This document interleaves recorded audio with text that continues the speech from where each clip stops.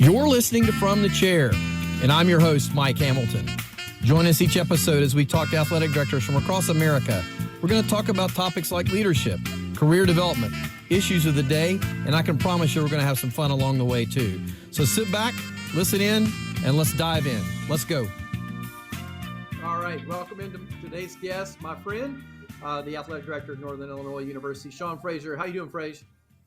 Doing good, Mike. How are you? Thanks a lot for having me.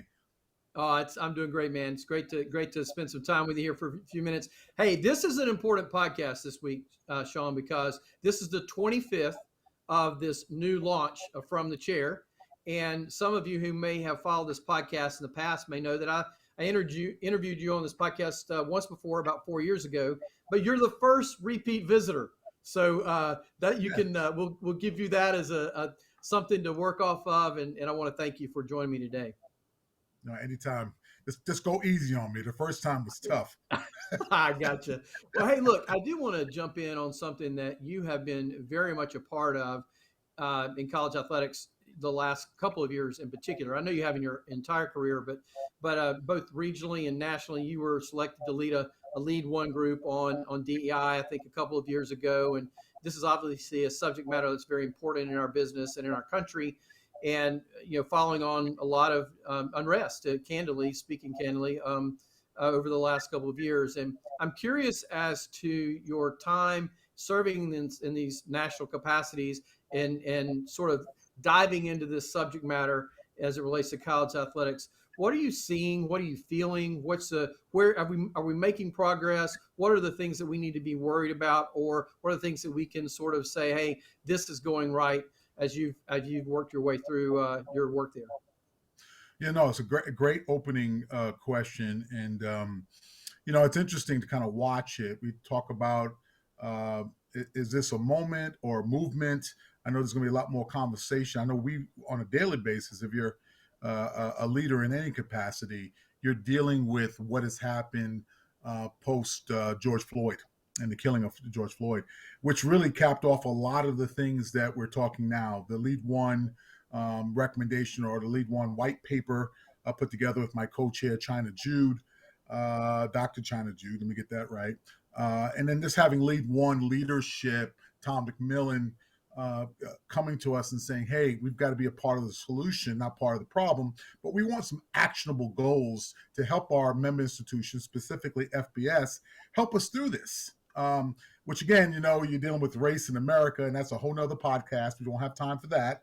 But how it's affected us is really the call to arms of dealing with situational leadership, and most importantly, dealing with our students, okay, and the student voice. We saw that on many campuses across the country on how the ripple effect and dealing with complex issues like diversity, equity, and inclusion on that pathway to belonging. And what does that mean to us? Are we ready to talk about it? Regardless if we're ready or not, our students' voices are at the highest level as they possibly can be. And to answer your question directly, it's an ongoing process. We've made some strides. We've taken some backward slides, and we have taken some sideways slides. But I think at the end of the day, the best part about it is that presidents and chancellors, director of athletics, leaders are self-aware that these are issues that we have to deal with in the mainstream of operational day-to-day life as it relates to higher education, the institution, and obviously the athletic department. So we spent a lot of time and talking to our colleagues, both nationally, regionally, and locally, about how we can help our students continue to navigate these complex issues. And the white paper has done wonders, at least spelling out some things that are low-lying fruit. Other things are more complex as we go. But as we look at participation rates, specifically in men's and women's basketball and football, we have high levels of ethnic, racial minorities and people of color. It's really important for us to take this opportunity and to educate all that are involved in this process that we are working toward a shared agenda. So I'll stop there because I could probably go further into that conversation, but it's definitely been enlightening, and it's definitely something that's an ongoing maintenance protocol. Yeah, so you addressed the student athlete portion of this, and I want to stick on that for just a minute. But I also do want to I want to talk as well about the growth in the leadership roles on in jobs in the enterprise as well. But let's go back to student athlete for just a moment. So would it be fair to say that you believe the student athletes on scale feel more comfortable with expressing their voice around this topic matter? Number one. Number two, has access to, let's call it, truth in these discussions been improved? And maybe even taking it to another level, again, talking about student athletes here for a minute, is there an extrapolation of some of the things that we've seen in a NIL portal, et cetera, that you could say have been positive as it relates to this discussion? Yeah, it's a lot right there. I'm gonna try to dissect it. If I do not answer the question, you slap me in the back of the head, make sure I'm right, right? Yeah. Yeah, I think that the voices are understood even more so. I think that for us as leaders, and I'm speaking from as a director of athletics role, but also too surrounded by a leadership team that's really experienced on a lot of different these lot of these student voice issues. I would say that we scratched the surface of understanding, but we've got the reality that we're not going to be able to ignore the student voice. Okay, I think that what George Floyd did for a lot of folks, it was a bit of an eye-opening attempt to say, okay, enough is enough. All right, today's generation doesn't want to deal with issues of not accepting different people for who they are. So it's really more of a human rights type of situation. Used to be back in the day when we just didn't do that. Okay, we never aired these complex issues. In this particular students era, it's not acceptable. We will do that, and some of that it's not necessarily coming from our minority or protected class or people of color. It's coming from the majority. The acceptance of any type of marginalization right now, students don't want to hear that. I'm talking about all students, okay, not just those who are in a particular category or protected status. So I think to answer that first question, it's about making sure you understand and that you take an active participation within the education and the understanding of what the students are talking about. The second question, one more time. I've lost that because I went Yours on. relate to just whether student athletes feel like they've had more access to the narrative, over the last couple of years, Yeah, the broader narrative. yeah, Certainly no, their voices increased, but there's the voice on campus as a student, right? But I'm saying as it relates to the access to the broader narrative and the narrative to the leadership, do you feel like student athletes' voices are being heard as it relates to these issues? yeah, no. People are making direct decisions on the voices of our students, our general student population, as well as our student athlete population. It's high time, from a student affairs theory, I won't get on my soapbox, we should be student centered, right? We should understand that we are here to educate tomorrow's leaders, right? In this continuum or this passage to citizenship. So that's important. But I think that right now, what people are doing, especially folks that are practitioners like us, frontline folks, as well as presidents, trustees, folks who are connected to the university, understand that, hey, if we're going to make decision A, we need to understand what the ramifications or the impact it is on our student population. I'm not saying it wasn't like that in the past. I'll just say that maybe that was one of the considerations of a final decision on whatever topic you can pick the topic, right? So now it's all about making sure that, hey, that we have our student athlete voice at the table, that make sure that they're part of the process, and we understand the impacts if we make said decision that is not necessarily held in high regard from the student perspective. And we saw that play out, right, with the women's basketball national championship in the Yeah. process along with the equity piece. So there's countless amount of examples on how the student voice has changed our decision making and how we do business, and to make sure that we had the right supports within the organization, in our case, the athletic department, as well as external, to make sure that we don't get tripped up or be into a situation that optically puts us at a potential liability. Yeah, that's great stuff, man. So let's move to the employee, the administrator side of this for just a second, if you would. You have a very diverse senior staff. I know that, having been around you and having been on your campus and seen your team and what they're doing. And kudos to you for that. And I do believe that we are seeing some trend lines towards, diversity in hiring at the highest level, and we're making progress there. One man's opinion. I know there's a lot of work left to be done, and part of that has been, candidly, the NCAA has stepped forward with leadership academies. You've had the Edge Academy. You've got a lot of different places for folks to gain access, to gain education, to gain exposure. As a man of color and who's now been in this industry for a long time, I express my opinion. I want to hear yours about the growth of administrators and as it relates to the DEI initiative. Yeah, another real, these are supposed to be softballs. You're throwing fastballs right down the middle. God bless you, Mike. And only you could do that to me right there. But I would tell you this: we've made progress. For me to sit here and tell you that we haven't made progress, that's incorrect. It's just that we need to make more progress because the numbers are what they are, especially if you're looking at from a hiring lens, right? So from a hiring lens, we still have a small percentage of women and ethnic racial minorities that sit at the AD chair. Okay, and if you look at participation of the football, men's, women's basketball, just using those sports alone, because of revenue and optics and visibility, we're out of whack. And I think that what's going on right now is that people are wanting to make instant progress. And during my time, and I've been doing this for a while, like you alluded to, I go back to 1997 and 2021. Have we made progress since 97 to 2021? Yeah, we have. Has it been at a slow rate? Yes, a very slow rate. And I think ultimately what we want to do is get on a track that gives us some outcomes that are fulfilling for all involved. And I think there's some significant frustrations, especially in the ethnic racial women category, that are ready to sit in the chair or to be the president or to be the conference commissioner, and those opportunities are not coming. And I think what we're doing now, especially with the Lead One paper, we're taking a look at actionable things that can help everyone involved, okay?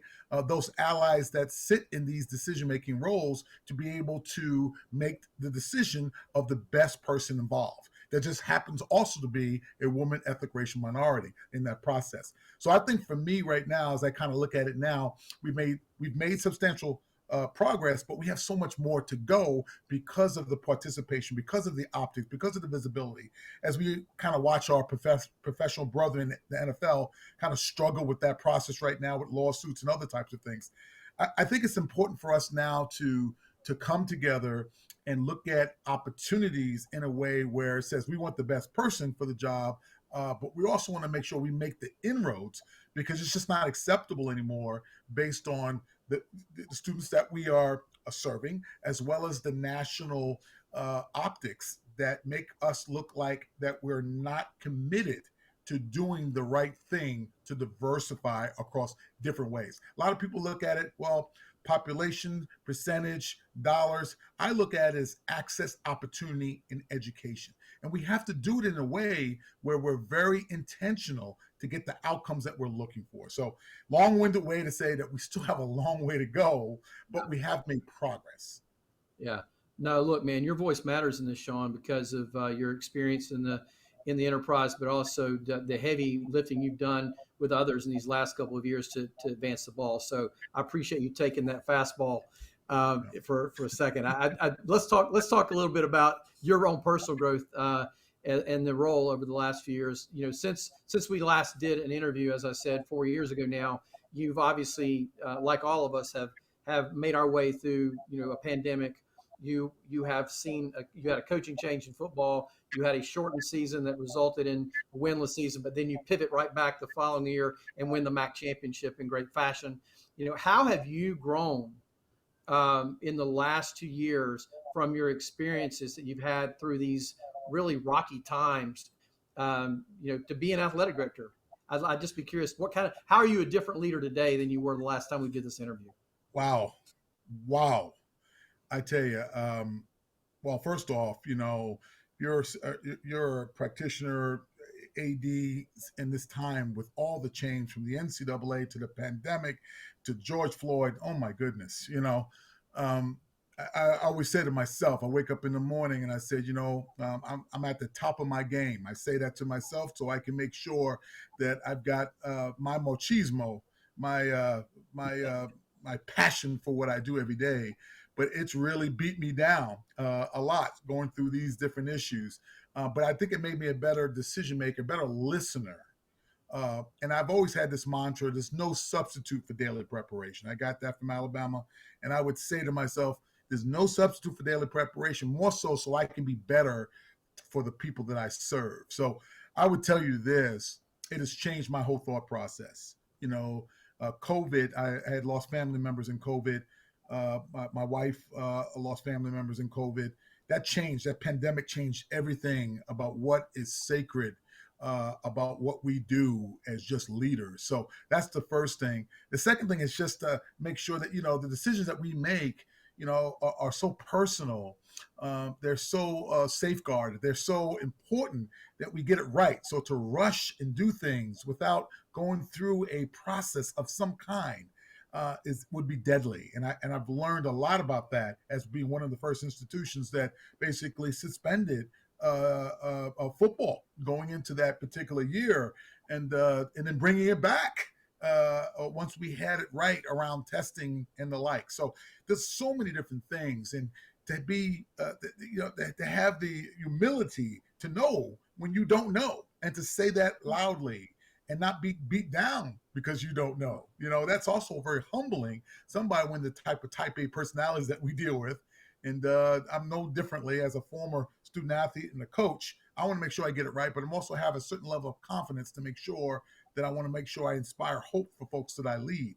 And then I think lastly for me is just knowing that, hey, people around you are so important. The human capital, the team that I work with, the team that I work for, my institution, my President Lisa Freeman, who was right in the eye of the tornado, and we locked arms to make some real tough decisions. And as we climb out of this COVID era, understanding that we did the things that were right and kept us going in the right direction.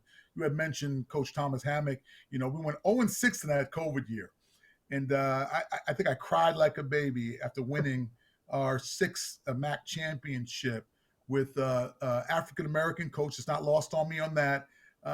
And through COVID and it all, to have done that and to help our institution once again come back and do the things that, quite frankly, is the standard for us was more of an emotional thing than I've ever had. And I've been around with football all my life, but that one was just a capper of everything that we dealt with. And it was so many different decisions. But the great news is that we kept on playing and something good would happen.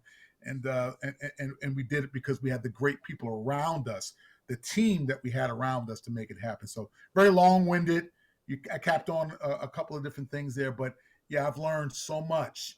And on the leadership side of leading in the seat that I was at and that I am, and the same thing with all the rest of my senior staff, department heads, institution president. I can go on and on. They stepped up, and really fortunate and humbled to be involved with this process.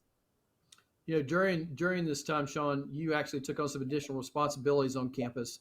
You now have campus rec under your purview, along with some other things. And of course, you and I've talked before. You're one of a handful of athletic directors who have served in athletic director capacity at Division I, Division II, Division III, and I know you've had campus rec under your charge before at another one of your institutions. Now at Northern Illinois, how do you manage that in a way that allows you to give the proper oversight into it? But are there synergies or crossovers that you're looking to maybe establish with having that under your guidance as well? Yeah, no, it's good. It's really good. We did some study. Obviously, being at some of the other divisions, Division 3, Division 2. I've always had health and wellness, recreation. So that was very familiar to me when I was tapped on the shoulder by our president to take over the unit and to make it more inclusive for all. Where obviously it changes on the intercollegiate side. We have the ICA, and now we have the rec sports side. And as we kind of go and work through this, it just puts a real face on athletics, recreation, health, wellness, all the things, quite frankly, is really important for us. So as we kind of really took a look at recreation on our campus, is making sure that we supply the necessary offerings, club sports, intramurals, all those things that, quite frankly, all of the students will partake in an activity instead of just being on the intercollegiate athletic side. So exciting for me. Definitely some synergies there. Obviously, we share certain level of facilities, spaces.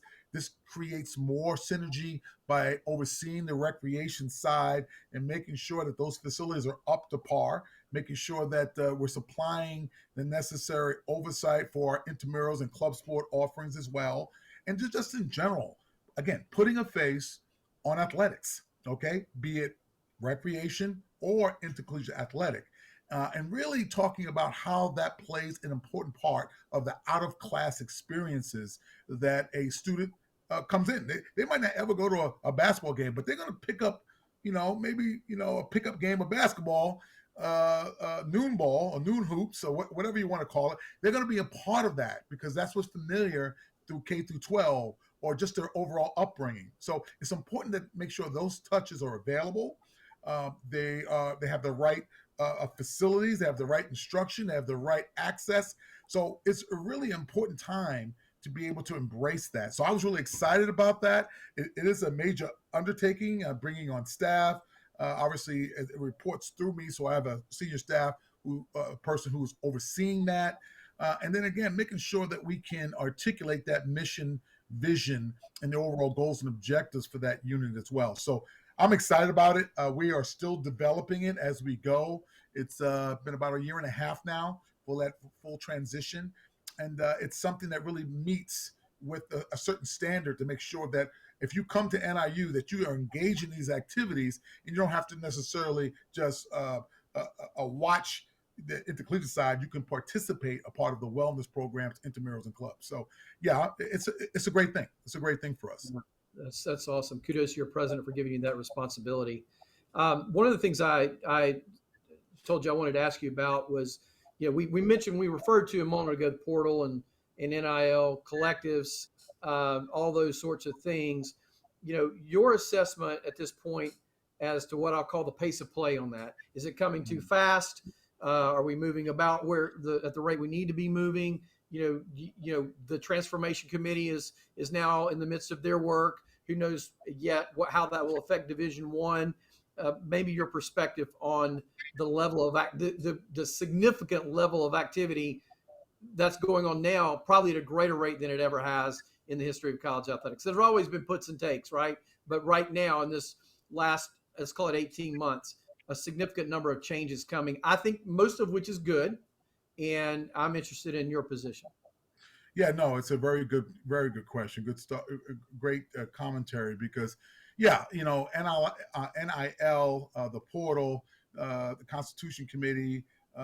We could talk about the Alston case, pay for play. My goodness, you just throw the log on the fire. We'll be here from sun up to sundown. But I think that, yeah, I do think there's some reactionary pieces, right? Let's start with the portal. The portal's a tough situation, although I totally agree with the student athletes as it relates to being able to participate and to leave and to do some of those things.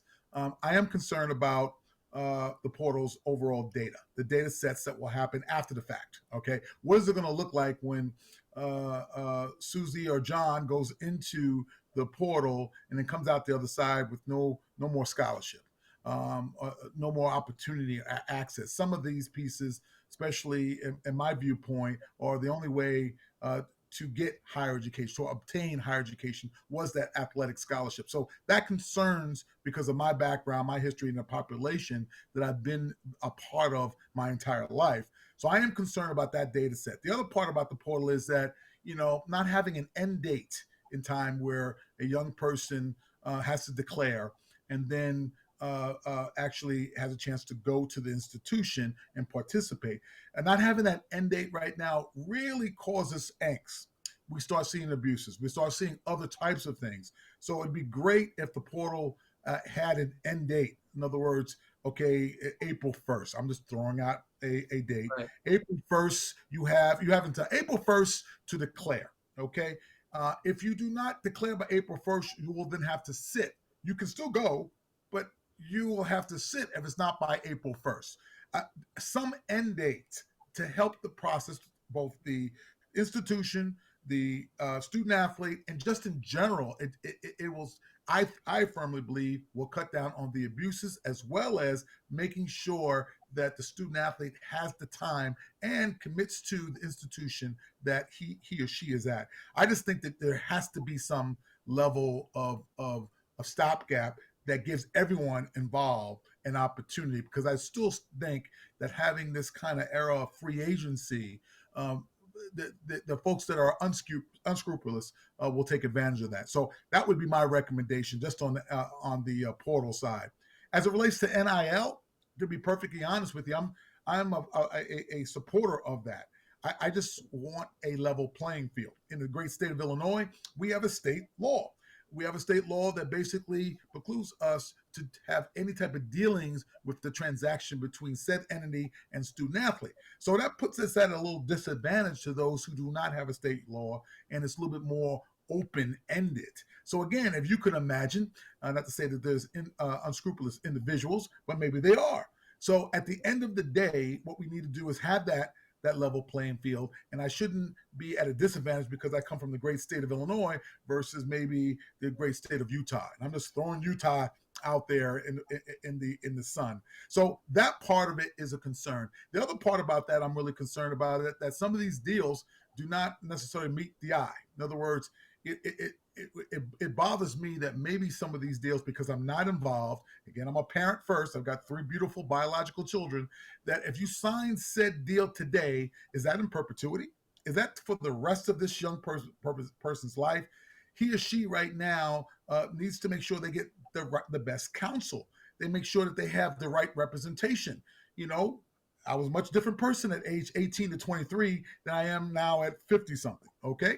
So at the end of the day, having that guidance, that understanding, that maturation process, I think is important, and that institutions and said individuals who are supporting the student athletes need to have that guidance. And we are a part of the monitoring side of it. What we can do, we're doing it at the highest degree we can without violation of our state law.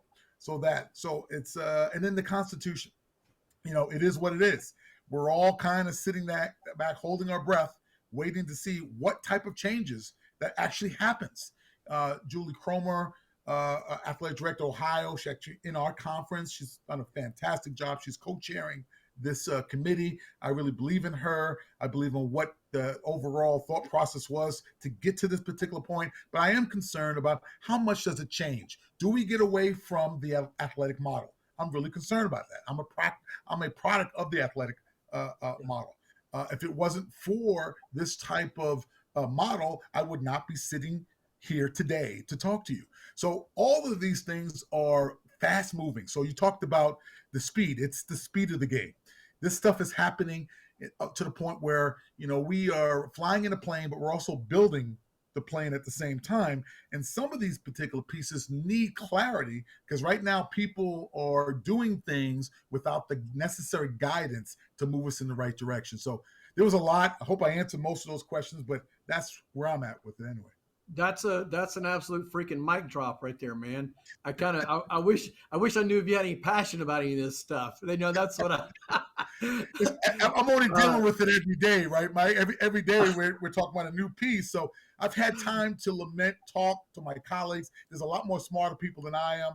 I'm just, because I've got some age on me and some experience, I'm able to kind of process it and then listen to my kids, my student athletes, my administrators. So yeah, it's a lot. If you're an AD right now, this is what you're dealing with on a daily basis. Yeah, that's great stuff. So I'm going to end on a point here, a question here that involves something a little personal. Because I think it's always good to give others that listen to this, who, let's be honest, it's people in the industry, it's your friends, it's our friends, a little bit of a glimpse as to who you are. And you've already referred to your wonderful wife, Rosa, and your 3 kids. And I know you've got a daughter who's a brilliant artist, and you and I share something in common. We both have a child that's on the spectrum. and I told you I wanted to ask just your perspective on.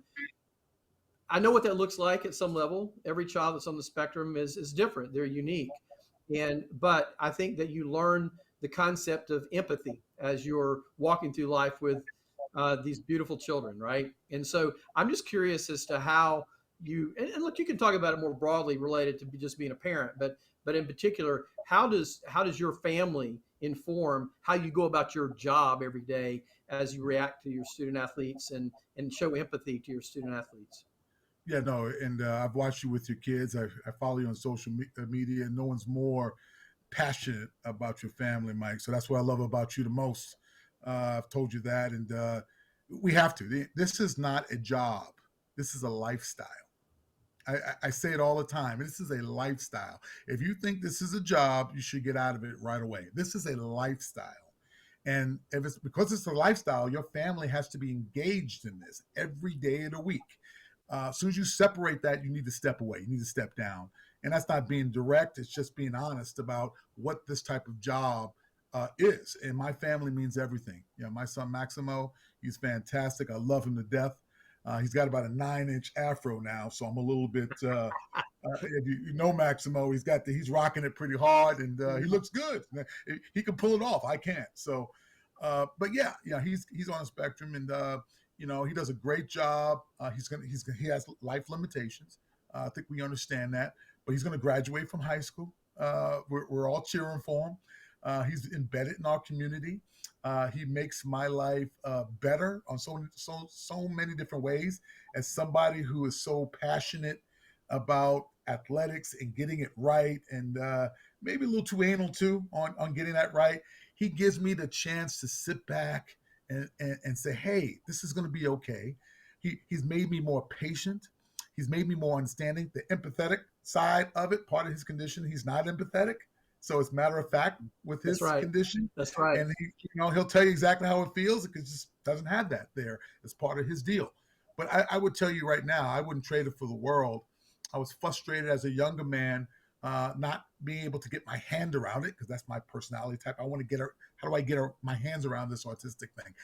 We can fix it. No, that's not it. We need to normalize it. This is who we are, and we need to do everything we can to supply him with the necessary education and tools so he can be an active participant in today's society. So yeah, I find myself getting a little bit more emotional about him and about my role and my wife's role for him so he can be independent one day. But it's made me a better person because I understand this is not just my family. This is the norm across many different families, and we need to understand that. So yeah, it's been a special ride with my man Maximo. I'll just put it out there like that. Well, look, man, I'll tell you what, if there were a prospective student athlete parent who would watch the end of this and just see the emotion with which you talked about that, and it says a lot about who I know you are, but also I know it says a lot about how you interact with your kids on campus, your student athletes on campus. And so I really appreciate you sharing. I think as I told you beforehand, I think we do need to normalize it more and talk more openly about that. So, look, man, this has been a great conversation and it's passed much too fast. We could go on, right? I mean, I've got some other things I'd love to visit with you about, but I also want to respect your time. And I knew that it would be a good conversation. And I kind of feel like maybe I ought to charge people to listen to this one.